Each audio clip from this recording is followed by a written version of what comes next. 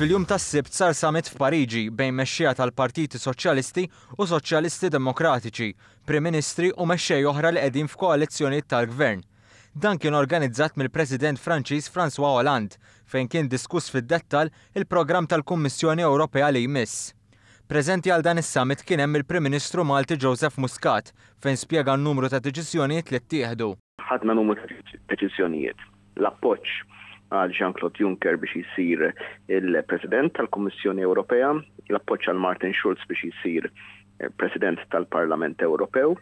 Issa wkoll fuq l-iktar ħaġa importanti mat-teni ewlenin li nixtiequ l-Kummissjoni Ewropea taħdem fuqhom. U għażiet jgħid li pajjiżna għamel il-proposti tiegħu wkoll.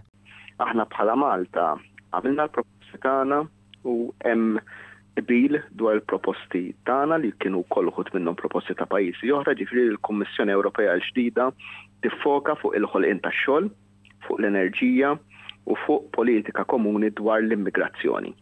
Muscat ħabbar ukoll li n-naħa Soċjalista se tinnomina numru ta' nies għal pożizzjonijiet oħra, fosthom il-President tal-Kunsill u rappreżentant għoli għal affarijiet barranin. Barra minn hekk kien hemm qbil ċar ħafna li min-naħa Soċjalista ħankun qegħdin immexxu l quddiem nomini ta' persuni oħra għal karigi kruċjali fin-naħa Ewropea ħalli jkun rifless aħjar il-bilanċ tal-mod ta' kif ivvutaw l-Ewropej fl-elezzjonijiet tal-Parlament Ewropew li għaddew.